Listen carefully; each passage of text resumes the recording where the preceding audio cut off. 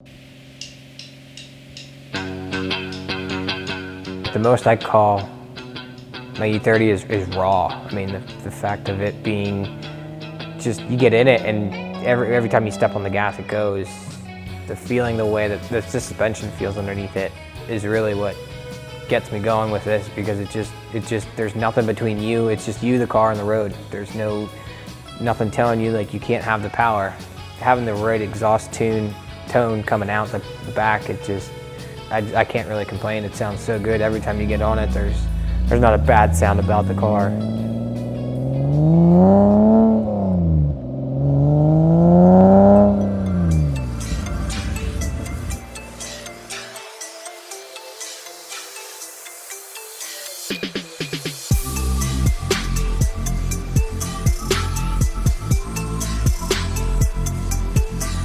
It's a 1989 BMW 325i Touring. They didn't bring the Tourings to the States.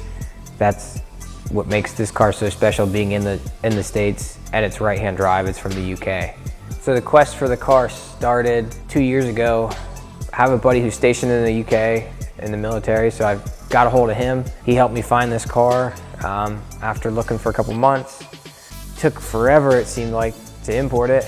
As soon as I got it, the first thing I did was switch out the steering wheel, because I had an MTEC 2 steering wheel I put in it, and then it was down to doing the 5-lug swap to bigger brakes. Now it has the airlift suspension all the way around with 3P, and the AC Schnitzer Type 1 3-piece. This past winter, after rocking it with an M20 in it, since that's what it came with, I decided I was gonna S52 swap it. Dropped that in a couple months ago and just finished it up right before show season started. It's got a ZF 5-speed attached to it, and then a 325 LSD in the back. The exhaust I actually purchased from Fritz Bits in the UK, because it was already bolt up, ready to go, headers with all the way to the back, you know, dual exhaust to go on an S52.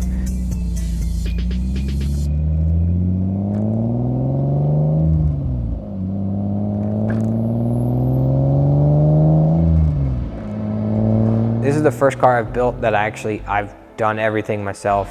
So, you know, there's bolt-on stuff, but anything that had to do with swapping it, changing the suspension, you know, clutch, flywheel, all that stuff, I did that all myself, and actually was done in my old house in a very small garage.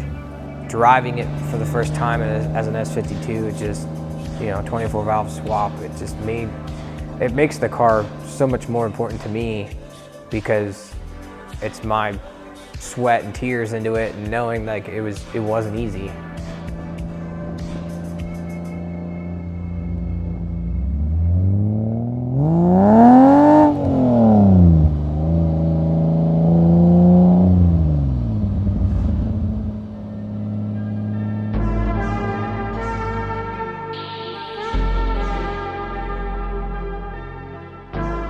I was 19, and I was actually hanging out with my grandmother, and we were driving in Lemoyne. I was going to play street hockey. She was taking me to go play street hockey, and we went by this dealership, and there sat this 87 325 IS in Delphi metallic over tan, and I seen this car and I was like, oh, like, that thing looks cool. You know, it was a BMW. I was young, and I was like, all right, like I gotta have that. So my parents wouldn't sign for me, so I talked to her. She went, we drove the car. Like, I barely knew how to drive manual at the time, so she actually drove the car for me. And she's like, well, if you want it, like, I'll co-sign for you, but you know, you gotta get the loans. All right. And ever since then, I've had to kind of like feel like I have to have an E30 in my life, because my grandmother passed, and it kind of just keeps, you know, if I have one, it kind of reminds me of her.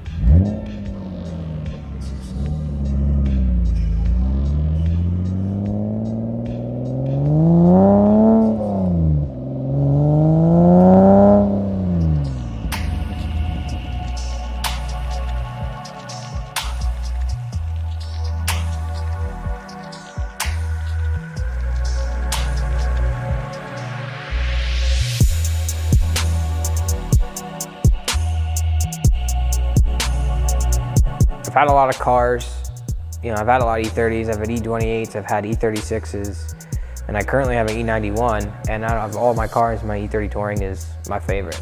There's something about it that just, I get in it and it feels like home.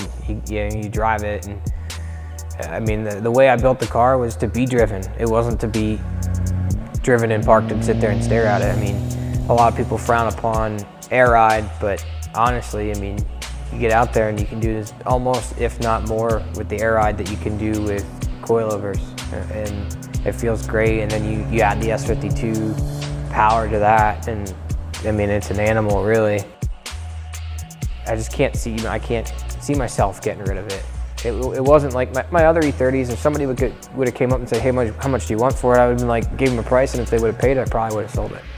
I mean, I can't even put a price on this, because I think it has more sentimental value than what it is really worth, which is fine to me, because it's mine and I don't need to sell it.